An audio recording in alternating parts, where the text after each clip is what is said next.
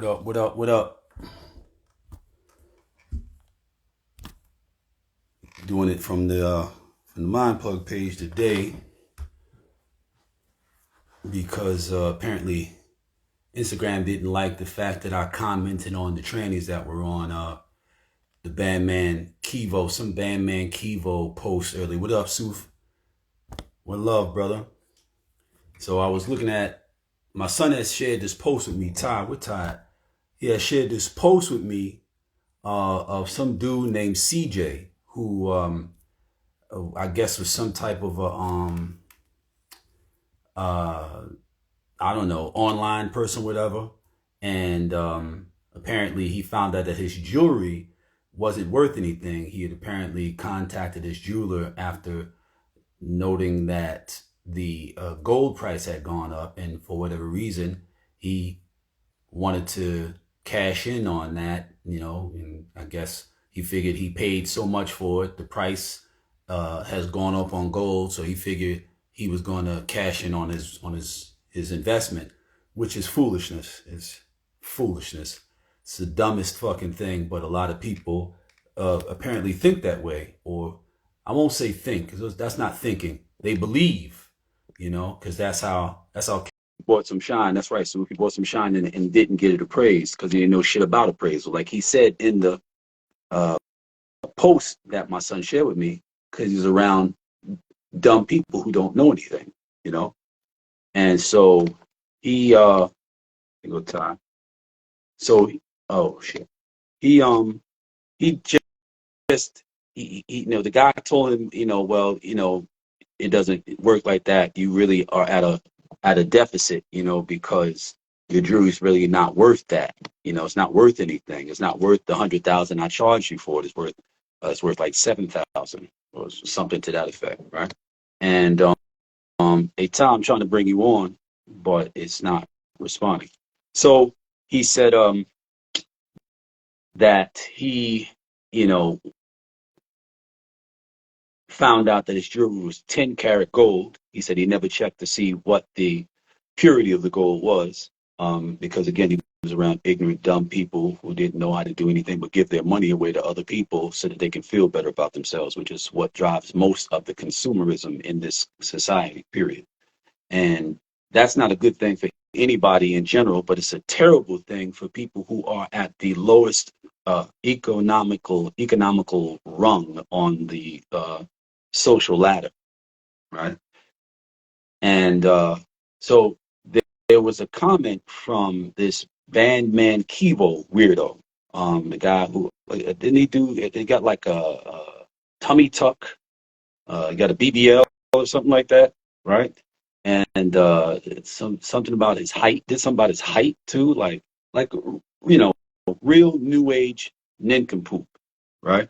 And obviously influencing a lot of people. There's a lot of people out there, man, who are absolutely, positively, and completely fucking lost, bro. Completely lost, bro. And I don't know what's scarier, them or the fact that they can procreate. Because what good can possibly come from people who are on that level of thinking and functioning? What can come from them procreating? What can come from a broad that's dumb like that follows a guy like that and entertains the kind of foolishness this guy pushes, and a guy that entertains that kind of foolishness? You know what I mean? Like, what can come of that? What's up, son? I was What's talking about poppin'? that post I was telling Sufian about that post you sent me, about CJ and the jewelry, right? Yeah. And how I went on there because I have no idea who he is or whatever. Never heard of the CJ dude, because I direct my attention towards things that actually matter. I didn't know So, who he is. um, huh? I said you not missing. I didn't know who he is either. That was my first time hearing him. Right.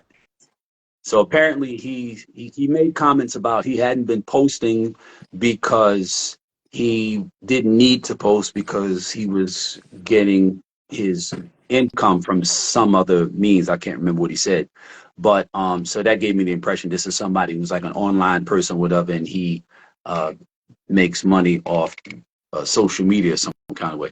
And so he was like, you know, he made some very honest and realistic comments.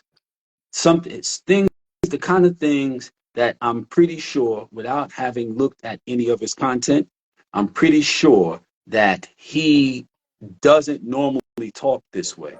And you know how I'm sure he doesn't? Because if he did, he would not be popular.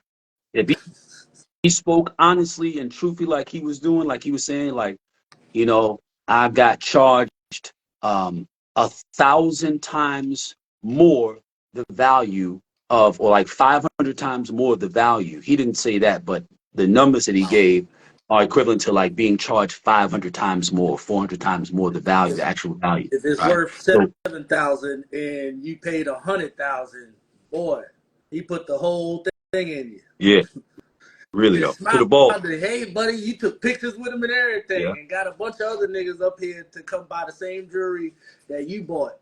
Now, realistically, that dude should be that jeweler.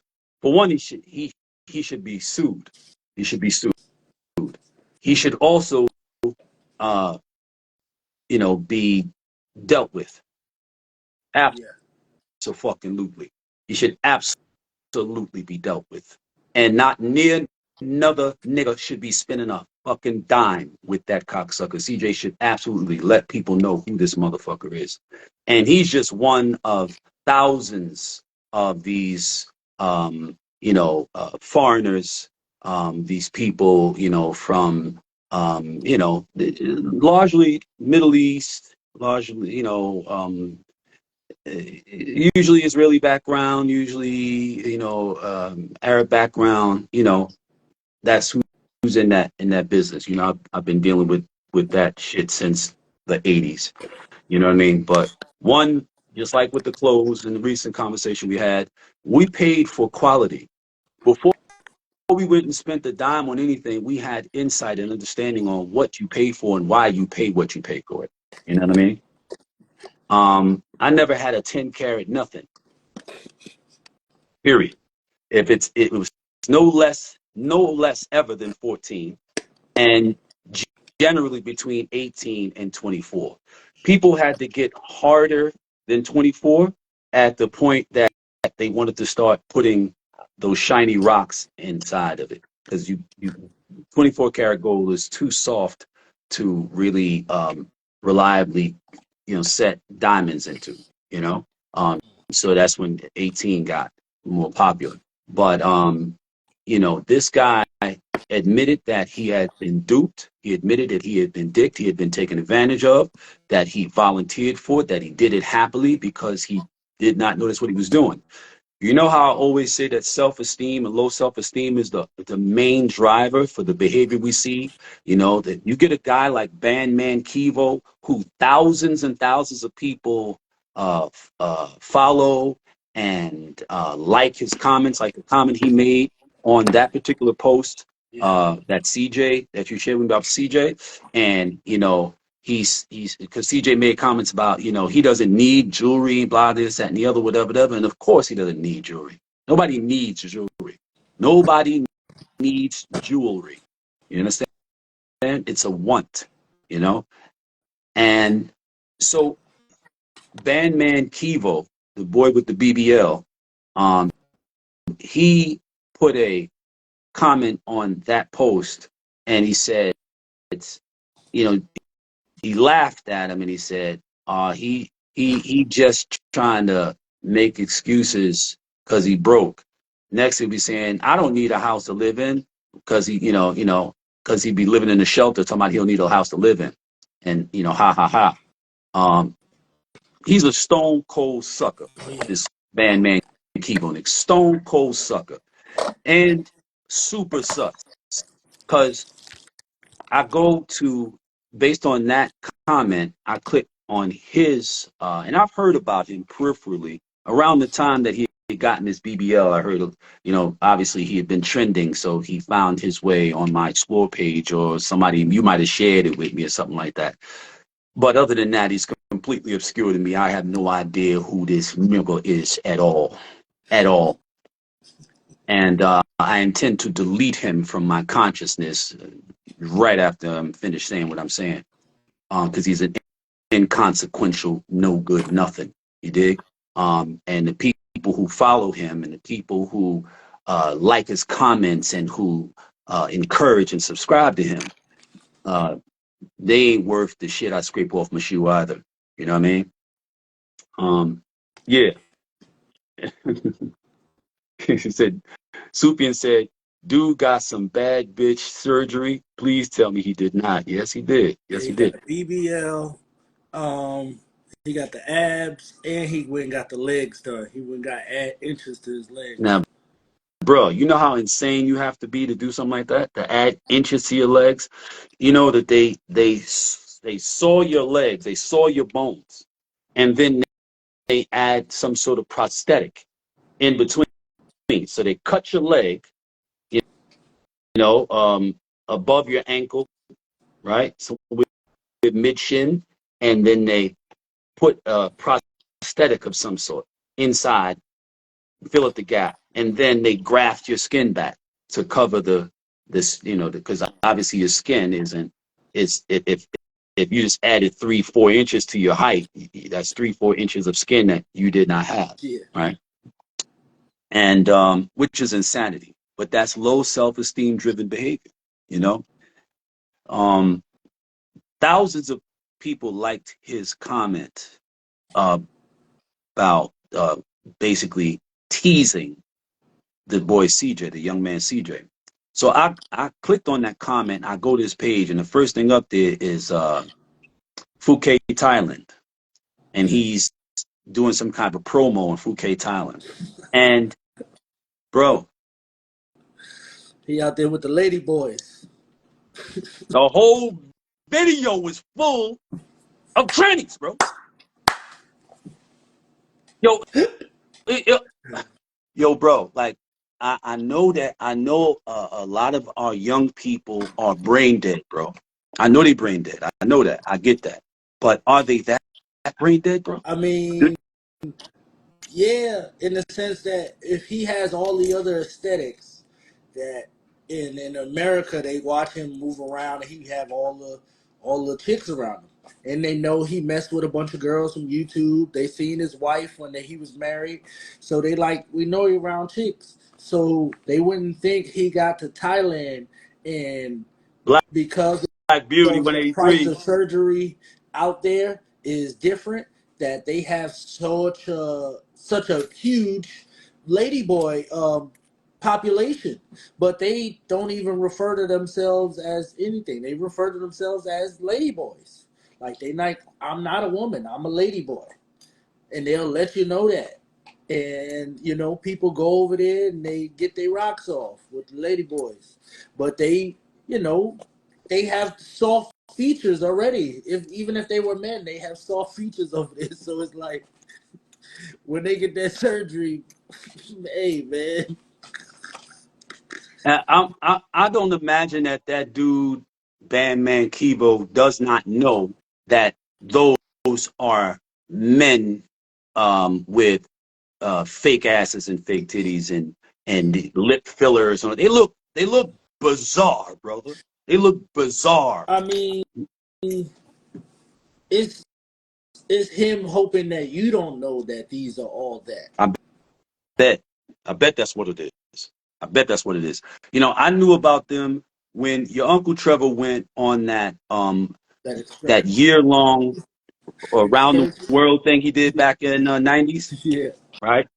Remember that when he went around the world? He got Uh-huh. fired from his job at the what was that bar he used to work at, the American something bar. It used to be on like Second Avenue. I forgot what street he's on, but it was a really popular bar, and he Yeah. was a dope bartender. Um, and so he got fired and said, "Fuck it." His grandfather had passed and left him some bread, so he decided he would take that bread and he would go around the world. Now it wasn't like a bunch of money to go around the world, but it was a few $1,000s. What he did was he took his bar tending skills and he went, you know, from here maybe England or something like that on the bread or whatever. And then while he was there, he just got a gig, because you can get a night gig, a 2 night gig, whatever, working in a bar, bartending somewhere, and he was one of these, he's a, how he is, he's gregarious, he's smart, he's funny, you know what I mean? He ain't soft, you dig? So, he turned it into an adventure and he started going from one country to another, one country to another, one country to another, working as a bartender, meeting all kinds of people. He was in Japan. He was working at a Yakuza bar. For you that don't know, Yakuza are the Japanese equivalent to the mob, in Japan. And he's working in a bar. Got into a fight with them. Got into a fight with some guys at a Yakuza bar. What up, Ed? What's happening, man? Um, so he he went to Thailand, right? That's when he lost all that weight because he went to Thailand and he got sick, caught some kind of like virus and got Yeah. sick and lost mad weight. He came very close to dying. He was out there, we used to race motorcycles, race dirt bikes and shit like that. So he was out there, racing dirt bikes and stuff like that. And was out there in the woods and got bit by something and got fucked up or whatever. But, the shit knocked off all that weight on him. And he was like a whole new person. You know what I mean? He's always heavy. And he lost that weight like motherfucking, like any rock star of the He time, was hair down he to was his a waist, like backup. He was you the know, drummer in Nirvana or some shit. right, right, right. You know what I mean? And so he's the one that told me about Thailand because he got sick. He ended up staying there because anywhere else he'd go for like maybe like 2 weeks, something like that. He ended up staying in Thailand for like a month because he got sick. And he told me about that. He told me about how heavy these lady boys are, and how these guys how people come from all over mafia, how people come from all over the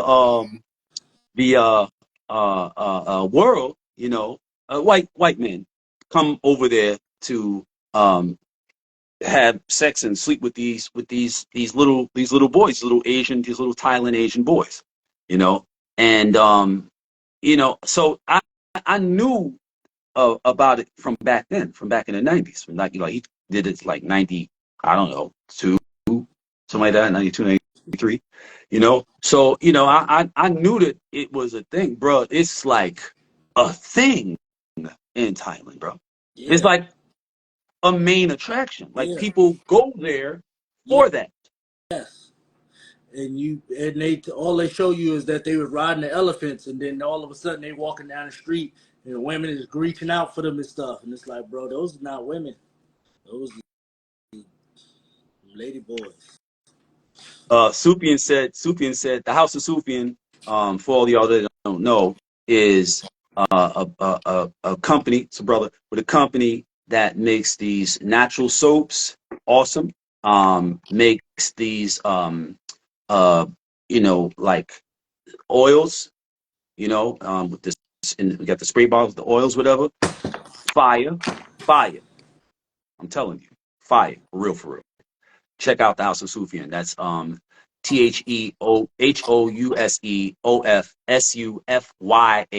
SUFYAN. House of Sufyan.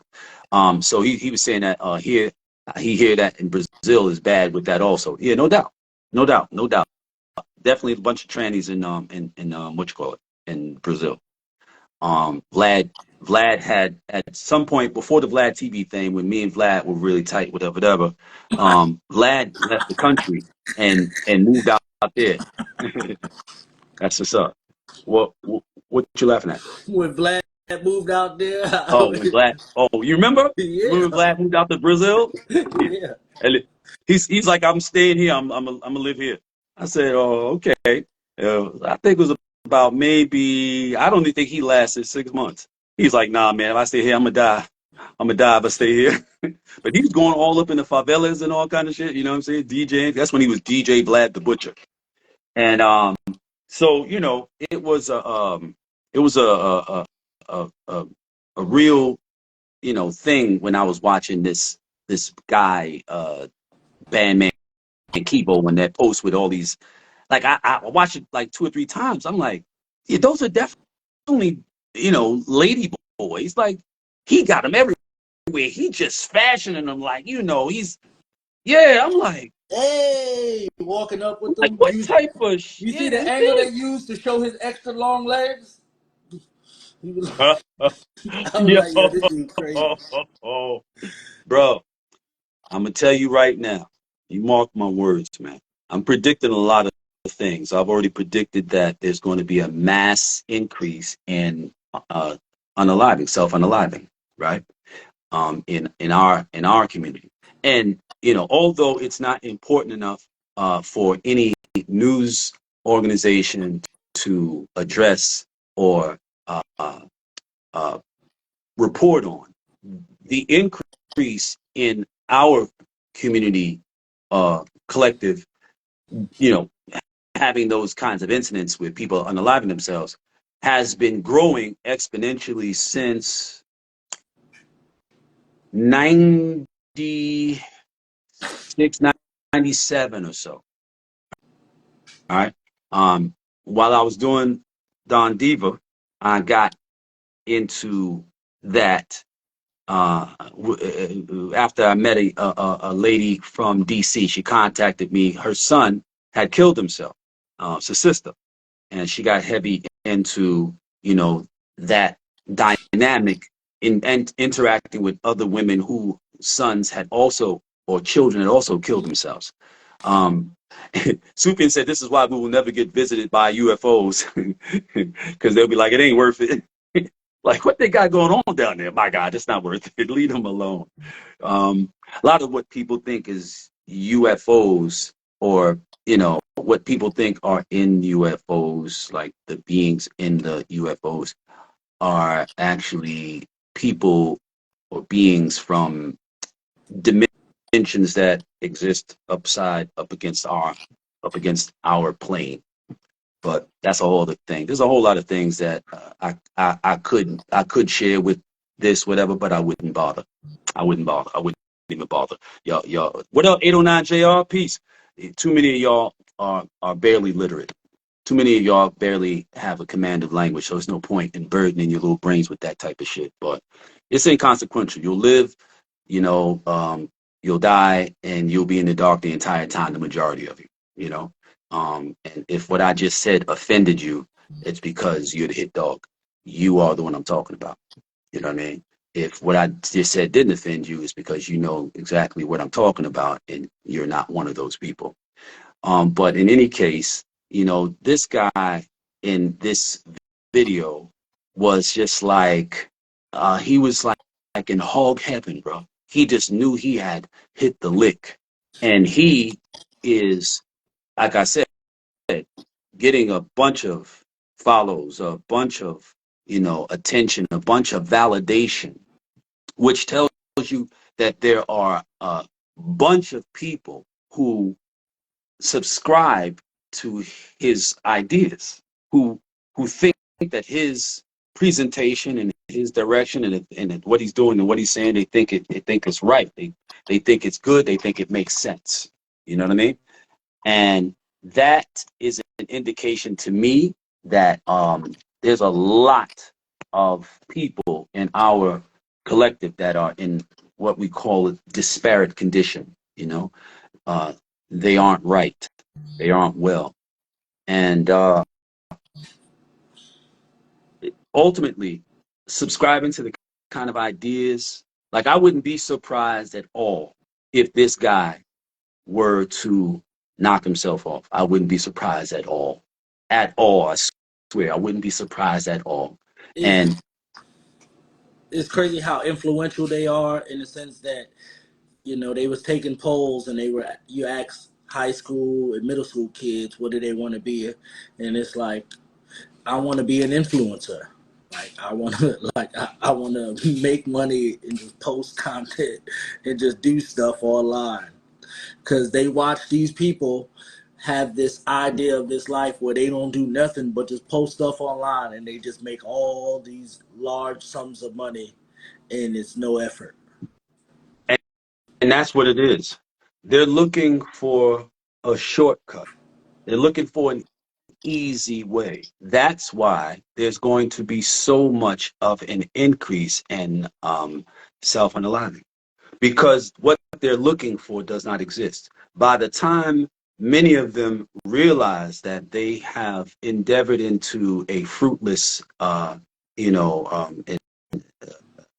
effort, it, they will have uh, leveraged so much of themselves.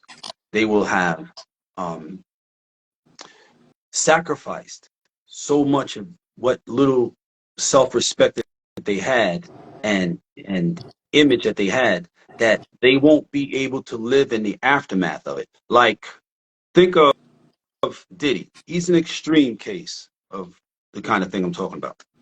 He did a lot of horrible things independent of, I'm not talking about the orgies that they call freak offs. They're orgies, right? Nothing new. Like that Dapper Dan commented, he grew up with his parents in Harlem, and um, there's nothing new.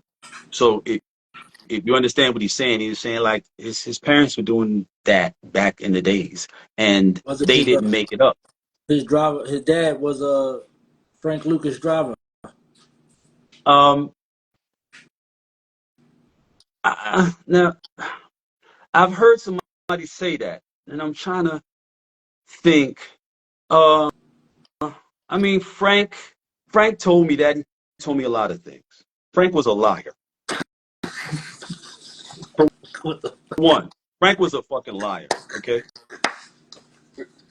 and I liked Frank.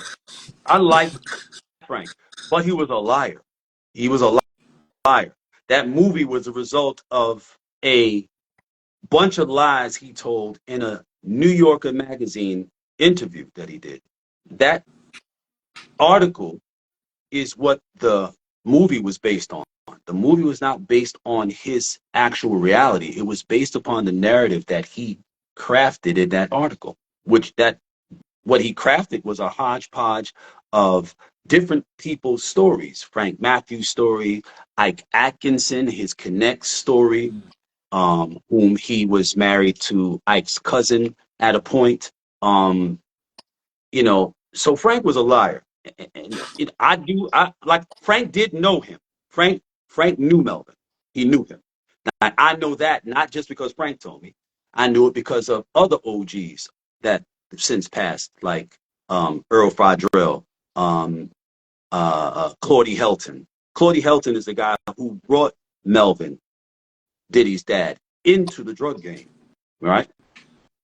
So, like, I have a very, very good, command of the events around Melvin and his comeuppance in the street and all that, whatever, whatever. And I don't recall Frank saying to me that Melvin was his driver. I remember him telling me, yeah, he knew Melvin because they were all around the same fucking time. Everybody knew Melvin. Everybody knew Melvin. Melvin wasn't no big time drug dealer. He was a hustler, and money was much more valuable back then. You got more for it, and there weren't a whole bunch of people in the street compared to the amount of people that are in the street now and have been in the street, since the latter part of the '80s. The way that there might have been maybe up until the latter '80s, it may have been less than 1% of our uh, melanated collective that were involved in the street. Less than 1%. Most black people worked, went to school, went to church, had jobs, you know what I mean? But they weren't selling drugs. They might have had different kind of hustles. Back when I was coming up, you would be surprised how many people um, uh, took care of their families selling ice out the ice truck, riding down a street with a little truck or cart. Iceman, Iceman. And people would come and get their ice because the refrigerators didn't have freezers. The refrigerators had these boxes and that you had to keep filled with ice, and they would buy hot ice, which would last a lot longer. And that hot ice was how they kept things cold and kept things, frozen in the freezer. So you had people who made their living as icemen. You had people who made their living as shoe shinemen, and they had shoe shine shops. You know, that's how they made their living. That was their job. That was their hustle. That was their business because, you know, all the men wore shoes. You know, the sneaker thing was not a thing. If you weren't playing basketball or tennis, you weren't wearing sneakers, right? So people could make a living off of that. And again, the money they made was sufficient to pay the rent. The rent was $175 a month for your 2-3 bedroom apartment. $75 a month. I'm talking about Harlem. I'm talking about, you know, the 50s, 60s, you know what I mean, into the early 70s. This is what it was, right? So a lot of people were had different type of little hustles or whatever. But they were not in the street. They were not selling drugs. You know, like it was less than 1% of our community. We had a community then that was selling drugs. And in the latter part of the 80s, that began to increase in doubles. You know, 89 it went up to about a 1%, and you know 90 by 92 it was up, you know, damn near 2%, and it just kept increasing, right? So, you know, now we're at the point where you have you might go to a neighborhood in Brooklyn or the Bronx or, you know, Detroit, and like half the hood is selling drugs. Half the damn hood, you know. And the point was they were trying to find a shortcut, you know, the shortest distance between being without and having some shit. You know, the shortest distance between first that was like that was what it was about, you know, to go from being without to having some shit. Then it was not even about being without and having some shit. It was about being obscure, meaning being unseen. They wanted to go from being unseen to being somebody that everybody wants to look at in the shortest amount of time. That has increased that drive and motivation for people getting in the street or getting involved with some type of criminality, illegal behavior, or legal hustle. That has been more and more and more the case. That's why the actual profitability of being in the street has decreased uh, more and more and more and more as more and more and more people got into it. First of all, if you start to, if if you have, say the whole underground economy represents at a certain point $1 billion a year, and there were, you know, less than 1% of the people in the community that were involved. That means that small number, say that less than 1% represented, um, say 500 people. That, that was 500 people who during the course of a year were generating and accumulating that $1 billion. Now, as that economy, that underground economy increased,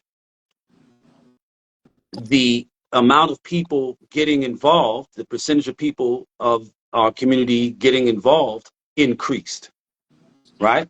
But at a certain point, the amount of people getting involved and the amount of money within that underground economy began, the people getting involved began to outpace the amount of money in that underground economy.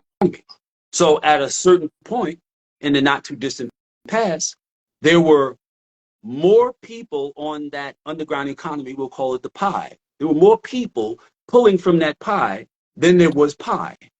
So the initial attraction to the monetary opportunity that was that game, if you could make a lot of money, that became less and less and less. But during the period that it was becoming less and less and less profitable, it was also becoming more and more and more popular.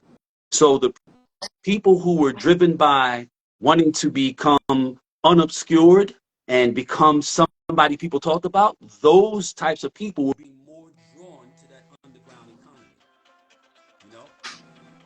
and more and more people were being drawn to that underground economy. So the more people were drawn to it, the more people were pulling from the pie, the less profitable it was. But because of the increase of people being involved, that's the more popular it became. So it became more so a vehicle for popularity, not so much a vehicle for profit. That's what it's come down to now. People aren't in it for profit. They're in it for popularity. You know, it began in those early 90s where cats started getting involved just for the say so. First, you had guys who were just pretending they were involved. In the latter part of the 80s, they were guys who were just pretending to be involved. They would get a pager, it wasn't on. They'd have a chain, it wasn't real. And they would have a couple of jobs, 2 jobs, but they would try their best to carry themselves when they go to the rooftop or when they go to Skate Key or they go to the rink or they go to, you know, wherever, and they try to come to the rucker and they try to look like a drug dealer because that's who everybody was looking up to, you know? And now that all of those things have come to this head that we are at now you have a bunch of people who are doing anything they can to go from being obscure to being popular. And the whole drive and motivation is, you know, well, that. So anybody who is doing that, anybody, doesn't matter who they are or apparently how they are, if they're doing that and they're doing it successfully, meaning they are getting popular for doing and being nothing, then they are going to become the most influential, the influencers. This is what's drawing the kids to, I want to be an influencer and make money online because I think it will be easy and not a lot of hard work, and it'll make me all of a sudden from nobody somebody. Those are the draws. Those are the things that are attracting them. And of course, pursuing that is going to ultimately end up in a great deal of disappointment. If you thought you felt bad about yourself because nobody thought that you were cute, or nobody thought that you were handsome, or nobody thought that you were pretty, or nobody thought that you dressed nice, or nobody thought that you were smart, if you thought you felt bad about that, wait until you set yourself up to look like you're all those things. Think Diddy now. And then everybody finds out the truth is you're just a robbing, lying, stealing, cheating, underhanded, backstabbing snake. You got everybody's attention now, but your truth is revealed. That's why Diddy's on suicide watch. That's why. Because he's exposed and all the stuff he went through to try and bring forth all this, you know, adulation and adoration and, you know, admiration. And, you know, he's just, you know, look at me, I'm the thing, and give me the key to the city. And, you know, I have an honorary doctorate and all kinds of bullshit. And the people who were doing these things and giving him all these honors, they knew the shit he was doing. They just knew that the public didn't know. So what they were leveraging was the image. That's what the value was. People think this about him. We want to leverage and manipulate the thoughts of people about him for our own benefit. So we will attach our brands and our images to this guy to ride his fake wave until it crashes. And then we'll do what they're doing, withdrawing like a motherfucker. But as above, so below. So what's happening at the higher end of our society, where the power is trickling down to the lower rungs. So you got poor people acting like these people, pursuing like these people, thinking like these people, desiring like these people, wanting to be like these people, not having any idea of what they're buying into because they're buying into the image, not realizing in for a penny, in for the whole pound. meaning that if you want any percent of what they're doing, then you're going to have to accept 100% of what they're getting from what they're doing, the up and the down, the good and the bad, you know? And a lot of people, most people, are not suited to deal with that.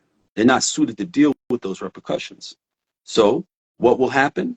A bunch of them unable, you know how many people would off themselves if they were exposed to have, a bunch of, forget 1,000 bottles of 2 gallon, 1,000 2 gallon bottles of baby oil, which is, you just got to imagine how insane what they got going on is, He got that a you would slip. have any He got need. he got a slip and slide. That nigga innocent. He was having a Oh, slip and okay. slide party. Everybody was gonna be slippery. Yeah, He was I bet. he was gonna slide in something. Slide in any and everything. Slide in there, whatever kind of, wherever you can slide in at, no matter who is attached to or what individual of them it is, who they are, what they are. Let's go ahead and slide in. The average person, if you were to go into the average person's house, the average influencer's house, say you go into Bandman Kivo's house, and you go in there, and I'll imagine that if somebody were to raid his house right now, he would he wouldn't off himself. I guarantee there would be things in there that he could not live with people knowing. Guarantee it. Guarantee it. So I say that to say the point I'm making about the prediction of a bunch of people, a bunch more people will be doing themselves because they're following these models. And they're going to end up in certain circumstances and conditions that they cannot manage, they cannot handle. And they're going to do their best to escape. They're going to do their best to escape. If this guy, if Sean did not have the resources that he still does have, because his resources are dwindling rapidly. Yeah. He went for 3 bails. Those are 6-figure moves. He's got a couple of dozen of the highest paid lawyers in the business. Every time they make a move, it costs 6 figures every time. He still has incomes coming in, even though he's been cut off from a lot of things. He's lost his interest. And when I say interest, I'm talking from a nominal position, not a psychological position, not his interest, but his interest in a lot of things that were paying him a residual income, right? Because his brand doesn't have the value it once had. So people are withdrawing their partnerships. There are stipulations within the contracts that he has with these various corporations that state that your value to this corporation is based upon your public image and your brand. If you do anything that undermines that public image or brand, we are no longer obligated to honor this agreement, and the money stops. That's happening rapidly.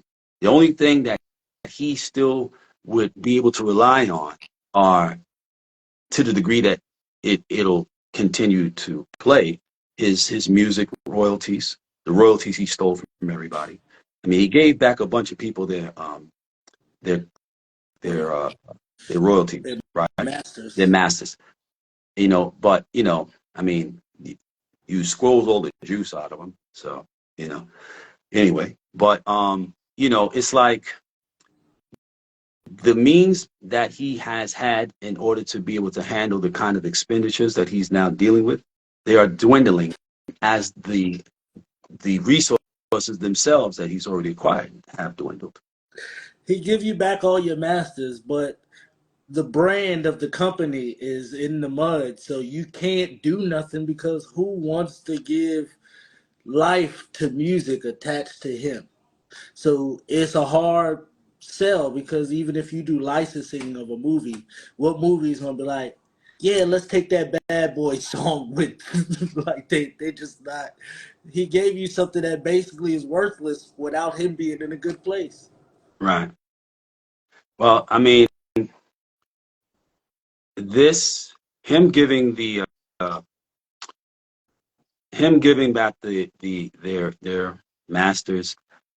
He did that in anticipation of the Cassie case coming about. He knew it was going to happen, of course. So, because I mean, lawyers just like cats in the street. You know, I got homies in the street. When I was in the street, I had homies that were, from Brooklyn and from Queens and from the Bronx and from Harlem and B-more and DC, and so we talk to each other. I know what's going on in their market. They know what's going on in my market because we talk to each other. The lawyers are the same way, you know. So when they came when the dude Leon from Lynch Mob, that Lou Sims was, Lou was running with Leon, that was his boss or whatever. Leon was, you know kind of fucking with us, right? And so when Leon got trapped off and started telling, his lawyer told our lawyer a year before the feds came.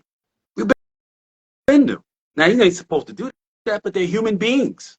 Of course they're going to do it. The law says, the law ain't here. Me and Johnny are here. Yo, Johnny. Yeah, my client, he got your client's name and some shit. So tell your client to prepare himself. That way they keep favor amongst one another, and it makes what they have to do easier. Yo, you owe me one. I looked out for you. Quid pro quo, nigga. You know what I mean? So, you this guy is running through resources, man. Running through resources. I would imagine that he's already spent a couple of million, a few $1,000,000 in his legal situation already. I'm not talking about the 30 million he's purportedly supposed to have paid Cassie, nor the quiet millions that he gave other people to avoid them doing the same thing Cassie did before and after Cassie. I'm talking about getting paying people to defend him against the charges he's facing. I'm confident that he's spent a couple of million already, you know, and realistically, I'm confident he will spend every damn dime, his children's inheritance, and everything else to get out of prison, to get out of going to prison, which he could tell them exactly who pulled the trigger that actually shot the gun that killed, in the Kennedy's life. He could say, this is what it was. This is who did it, blah, blah, blah. They'd be like, yeah, okay. You're still going to jail, though. You can tell on everybody. And I'm confident he will. Still going to jail, though. You're still going to do time in prison. There is no scenario in which you don't do time in prison. No scenario. Unless you unalive yourself. But other than that, you are going to prison. That's that. That's where you at. You know what I mean? But in terms of like people being attracted to this idea, this foolishness of I'm going to be an influencer, and I'm going to get paid and get famous, posting stuff online and so forth. Like, some people will get paid and have get paid and gotten paid and will and are getting paid right now for posting things online, and influencing people, whatever, because this is television, this is cable, this is the movies, this is the Broadway stage, like this is everything. This is everything. You know what I mean? Thanks, 809 JR. He was saying that wasn't a Aston Martin. He's talking about the last show. That was Lamborghini. It's the Lamborghini Last Laugher. Yeah, yeah. And this one is Starbucks. My thing is they've been ripping us off and leveraging our brands and our ideas and stuff like that to enrich themselves. So I thought I would reverse it a little bit. You know what I mean? Still being stupid, man. You see this shit? What do you say? The house weekend, you had hat shops and all kind of haberdashers in Harlem back then. That's a fact. Nah, I Ed can't be Morning said, there. "What is done in the dark always comes to light." That's right. What up, Trey? What's going on, Trey Oxen? Wait, Ed said, keep in mind too, with a RICO, he has co-conspirators charges to go around too. There should be a line of celebrities that'll get 1 to 3 years unless they all testify. But you got a bunch of people who are paying people off, and this has been confirmed. A bunch of people are paying people off who would otherwise be bringing civil suits against them, because one, they want to protect their brand and not be drawn into this. Two, the civil suit stuff will contribute to the criminal case stuff. You know, it'll reveal things to the criminal case or the prosecutors that they can use in their criminal cases. They don't want that to happen, right? So yeah, they're paying people off. Ed said the DA will be passing out deals like an Oprah giveaway for people. You get a deal, and you get a deal, and you get a deal. But they're gonna own them after that, just like with any other, person who's compromised themselves and has something to lose that can be held over their head. They're going to be owned. The feds are going to own them. They're going to own them. J. Edgar Hoover will be very, very, very proud of the FBI at this point, because that is the machine he built. The extortion. J. Edgar Hoover is the architect of what Epstein was doing, what Hmm. Puff was doing. J. Edgar Hoover is the architect of that. J. Edgar Hoover was, for those who don't know, he was the director. He was a cross-dressing, closeted homosexual director of the FBI. He's the one that created the counterintelligence program, known as Co-Intel Pro, Co-Intel Intelligence Pro program, Co-Intel Pro. So he was the architect of that. He was the director of the FBI for like, I don't know, 38 years, some ridiculous shit like that. Like, that's not how it's supposed to be. That's how it's supposed to be. So, but they couldn't get him out of there because they say that he had a file on virtually every American. He had a file on. He was listening to your calls, had pictures, your mail. Like, he knew everything about everybody who you need to know something about if you want to stay in power. And everybody was afraid of him. So nobody dared to say, hey, don't you think it's time for you to retire, old man, and go sit up in your hose with your pantyhose, with your dress and your garter belts and your high heels with your boyfriend that you poses as your best friend? Don't you think you know, it's funny. He went through all that trouble to cover up his story and all of that, to cover up his truth, and time has revealed it anyway. That's what I always say, right? There isn't a truth that's been concealed that time will not eventually reveal. So it doesn't matter how well you hide and lie and pretend. It doesn't matter. You might or might not be here when your truth comes out, but believe your truth will come out. Back in the days, we used to say, no future in your front. Your truth will come out. That's why pretending is pointless. It's pointless. It's pointless because you will be found out eventually. And if you're not around, then your children have to deal with it, or their children have to deal with it. So J. Edgar Hoover's, grandkids are sitting around somewhere, and somebody's saying, yeah, J. Edgar Hoover, wow, director of the FBI. Wow, his name is on a bunch of buildings around the country. Wow. Yeah, it's impressive. Yeah, it's my grandfather, yeah, yeah. Wasn't he a cross-dressing, closeted homosexual? Yeah. And and he did horrible things to the black community, didn't he? Oh, yeah. Yeah. Yeah. Yeah, that's not such a cool legacy at all. Not at all. You know what I mean? But you'd have to be a moral person for you to be bothered by that. And a lot of them are not. Talking about the old phase, a lot of them are not. A lot of them are. I know some great ones, actually. But a lot of them aren't. The House of Supians said he would never admit there was a La Costa Nostra. Oh, yeah, because he couldn't circumvent them. Talking about J. Edgar Hoover. Besides that, they had control of him. If you've never read the book Double Cross about the devil himself, Sam Giancana, a genius gangster out of Chicago, Little Italy, Chicago. Sam Giancana. The book is called Double Cross. They have it on Audible for those of you who don't appreciate the written word. But the guy who reads it, he reads it in a voice that sounds like he is a mobster, but It's not like, you know, it's not contrived. You don't talk like this, like he's from Hey, 1940s Brooklyn. You know, get talking out about, of he doesn't here. sound like that, you know? He doesn't sound like that. But it's like, you know, it's like this old sages kind of guy who'd been around the block and like that. Almost kind of sound like Al Prophet, but older. Al Prophet sounds like one of those black noir, black and white detective film characters. Of all the bars you had to walk in, why'd you have to walk in the mine, you know? But that's Al's real, he really talk like that. That is true. Shout out to my brother Al.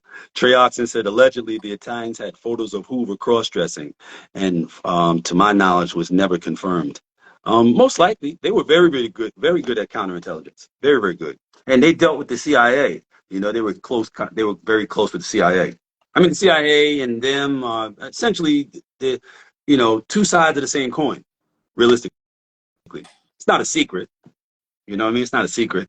It's just that most people in our society don't have enough brain power to illuminate a 10-watt bulb. That's just the facts. Not enough brain power. There's not enough brain activity occurring to make a 10-watt bulb light up. And I'm not shitting you at all. It's a lot of dumb fuckers out there, which What is why, you know, elitists don't mind killing everybody up because it's like they're a bunch of worthless eaters, useless eaters anyway. Jay, what was the movie with Matt Damon and the Good Shepherd, yeah, The the Good Good Shepherd. Shepherd. The House Good of Shepherd. Supian just put it right there. He Yeah, said, watch the movie The Good Shepherd. man, That's right. That's right. I tell you, man, all things come to light. put All things him right in there. come to Put light. him in power. They were like, and they put him in there. They had they had a bunch of people in there. Like, yeah, you gonna go to school. You ain't gonna be in the streets. You Yep. gonna go to school. You gonna be an agent. You gonna be good. We love you. Yeah, You're doing. Dad loves you. You're doing him proud. that's right. Keep That's extending. right. That's right. Yeah. House Supian said, gay Edgar Hoover. The House Supian also said, I can't go to jail. I was in a holding cell once in Manhattan when I was 18 for 39 minutes. Dude stood up and pissed all over the floor. I yelled for the guard to come let me out. God. This nigga taking a nigga. I want to go home. I hope you ain't hurt nobody, man. I hope you ain't telling nobody. Trey Oxen said, you think authorities, whoever that is, I don't recognize any authorities. Um, you think authorities have these alleged sex tapes? Yeah, yep, I sure do. They got some, but of course, you know, we're in the age of digital. You know what I'm saying? Like, them things is up.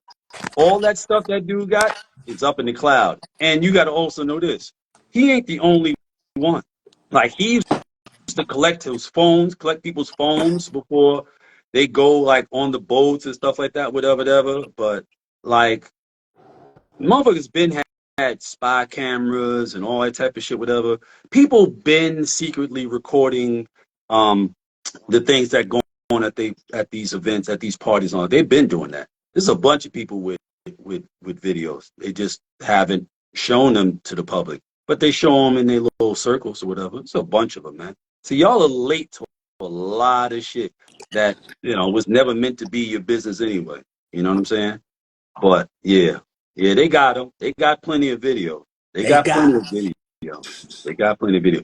They wouldn't risk arresting somebody with the amount of legitimate means that Sean has without being very sure that they had him.